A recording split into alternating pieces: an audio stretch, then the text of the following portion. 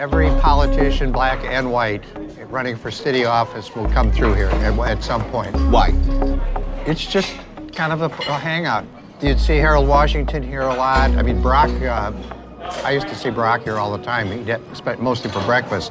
And I have been coming to the ale house for over 20 years. What can the ale house tell you about Chicago?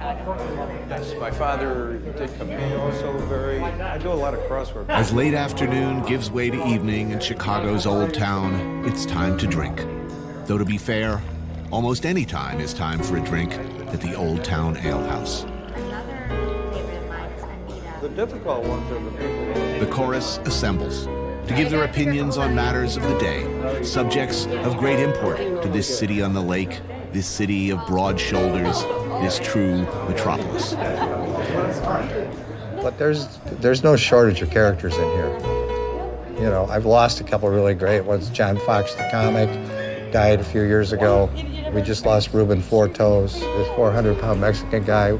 We just called him Reuben. And then when he had his big toe cut off, then he became Reuben Nine Toes. Then when he had his other big toe cut off, he became Reuben Eight Toes. And then when he had his leg cut off, he changed it down to Reuben Four Toes. He blames all his problems on the fact his mother didn't give him any titty milk. I mean, these guys, there's nobody coming through the door to replace them. The Old Town Ale House opened in 1958 and has been serving beer and other intoxicating beverages ever since.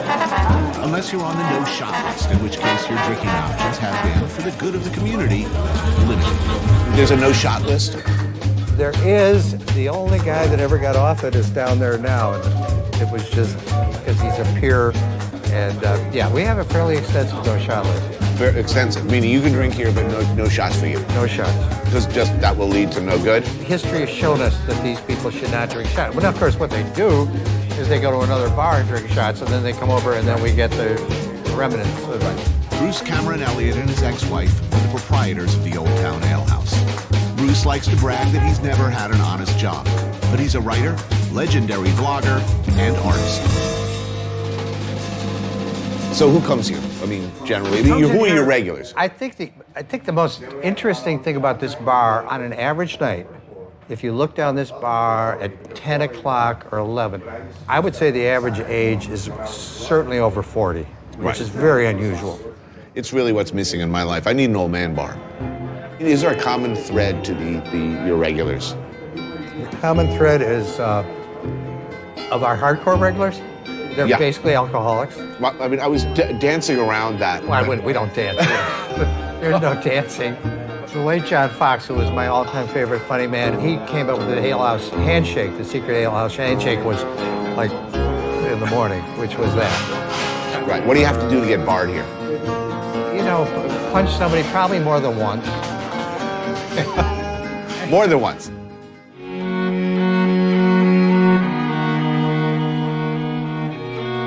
The walls of the bar are covered with his portraits of alehouse regulars, which he mostly paints in the basement next to the beer cooler.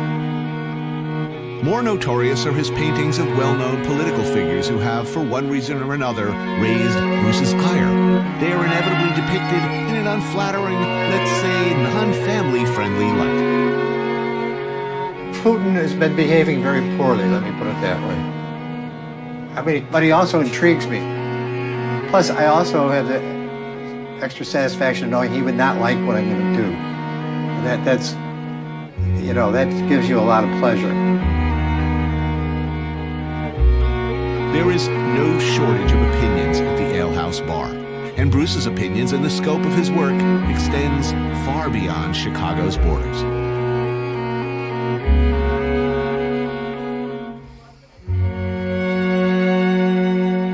I'm working on my latest painting is Putin. Oh, And I yeah. would Say like no more. I would I want like to see. some advice because I was thinking of the classic Catherine the Great, hoists, stallions, but let me show There's you. ponies involved. I love ponies. Well, let me show you what I've come up with simply because of the size constraints. And this is, of course, that's our beer cooler and everything. This is where the magic happens. Well, this is where, yeah, this is where Sarah Palin was painted. Whoa. And Originally, I was thinking, and I'd be very interested in your input. Originally, what I thought was the Catherine the Great, the horses, and he in the receptive position.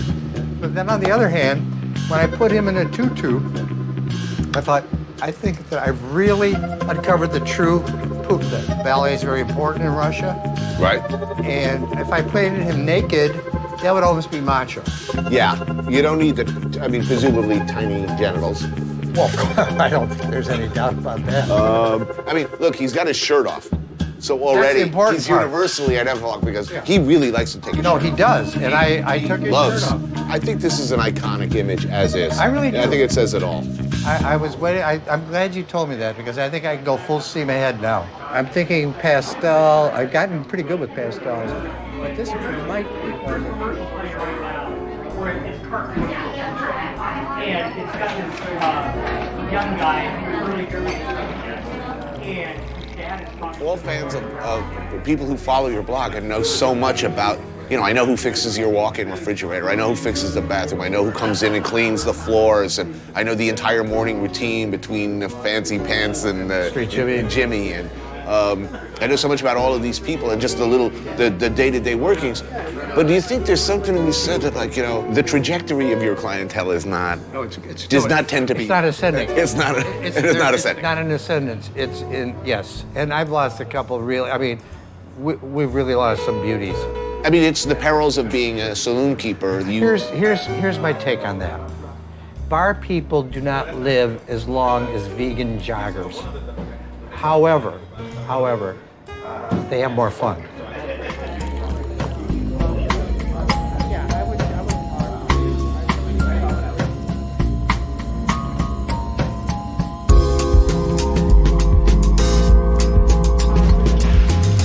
In a city of factions, of neighborhoods, black, white, north side, south, Cubs or White Sox, everybody at one point or another seems to agree on this place, Valois in Hyde Park.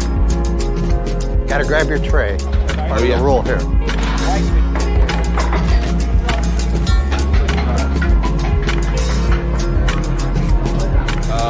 I think meatloaf and macaroni and cheese, please. The whitefish, the mashed potatoes, and corn. Very happy about this.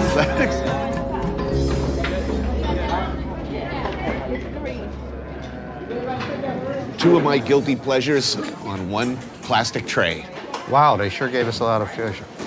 So where am I? What is this neighborhood? This is Hyde Park. This is the heart and soul of Hyde Park. So if you were running for office, why would you use this place as your staging area? What's the social importance You of will it? see every politician, black and white, running for city office will come through here at some point. Why?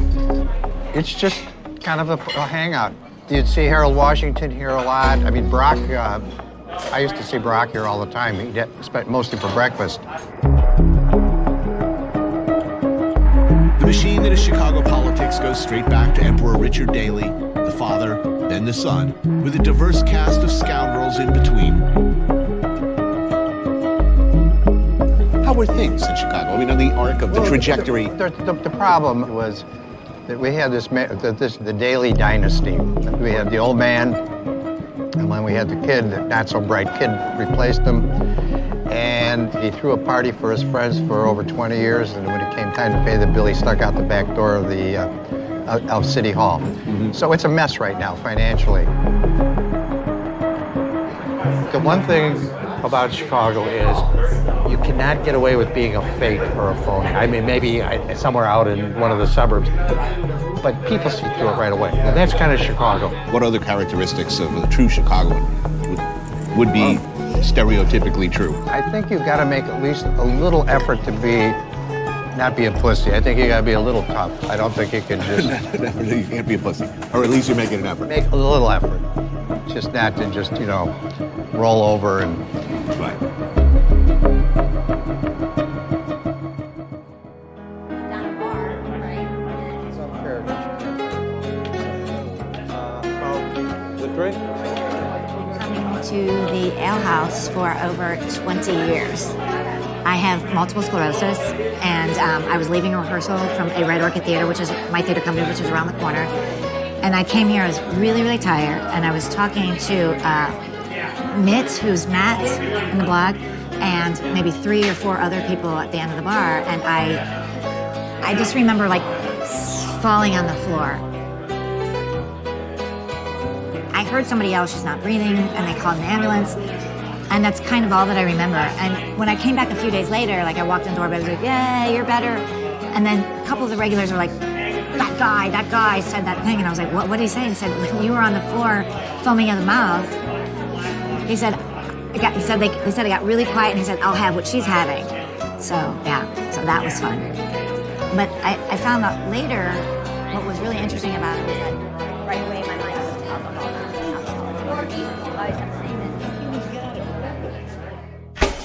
The American cheeseburger. It's the sort of feeling you get when you eat it, that you remember you're sitting with a friend and enjoying a memory that takes you back to long ago when you were young. And as we follow Paul backstage, watching him slowly sip his coffee. Hey, what's going on, Daniel? You remember that comedy isn't just about laughs. It's also about coffee and clothes and being yourself. You guys want to run this scene? Transcendence? And after all, if we can't laugh at ourselves, who can we laugh at? I gotta be honest, he usually does it way better. Oh, come on! How is it that Chicago has become the sort of the font of comedy? You know, it's a gusher. Like it all started with Second City, and then people came here to study. I'd say 90% of the people who are doing comedy right now came to Chicago to study. Paul Jurowitz, the young man at the beginning of what will presumably be a glorious career. First, you push me in the pool. Now you call me ketchup dick. I try to be spontaneous one time, and this is what I get. I feel like no one respects me anymore. Second City opened in Chicago's Old Town in 1959 and almost from the beginning established a probably unhealthy symbiotic relationship with the Ale House. You know their names: John Belushi, Gilda Radner, Amy Poehler, Bill Murray, Chris Farley. If you're funny in America, chances are you spent some formative years here, getting the shit hammered out of you, learning, one hopes, in the parlance of the trade, to kill. I tuck my undershirt into the underwear. Tell me how many times you do at a show. Per show, probably 7 times. Gotta be a cannonball, you know, not like a bowl of jello out there. You know, where are Second City people coming from? All over? All over. Right. All walks of life, too. I mean, it is, you know, lawyers, teachers, with, you know, servers. It's all classes. Well, look, service, that is a rich tradition. I mean, anytime you find anyone in the entertainment business, one presumes restaurant experience. Mm-hmm. I used to be a server. I used to be a cook. I was a sushi chef for a while. I used to be a Segway tour guide. I know too much about that. Segway tour guide. Yes. Wow, you better have a sense of humor. So, does Second City travel? You have a road company? There are touring companies, 3 touring companies. They're on cruise ships as well. So I did 10 months on a cruise ship. Oh. Which is 10 months of looking at the water and wondering, you know, at this trajectory, would the boat pull me under? If I had this much to drink, how long before the boat is out of my sight line? So that's like a prison ship. I mean, because you can't. I mean, it's you can't real say, fun for the first 2 months. You know, it's a lot of fun, hanging out with the crews. You know, there's a lot of, you know, venereal diseases going around. Right. And a lot of partying, and there's a bar every 2 feet. And then after you hit the 2 months, and you're like, I want to go home. Mom, please help me. Man, talk about, you know, battlefield conditions to hone your craft, man. I respect it. That is I mean, is that the idea behind it? We're going to send you out. When you get back from the gulag, you will be stronger for it? Oh, absolutely. It's your first time getting paid as a performer. And it's also the largest amount of people I've ever performed for was on a cruise ship. It was 950 people you're performing to, you know, 4 nights a week. Right. And through a series of mishaps, I found myself in this position. Like, if you'd asked me 6 years ago if I would be on the main stage at Second City, there's no way I would have laughed at you. So, if this is where it ends for me, I'd be happy.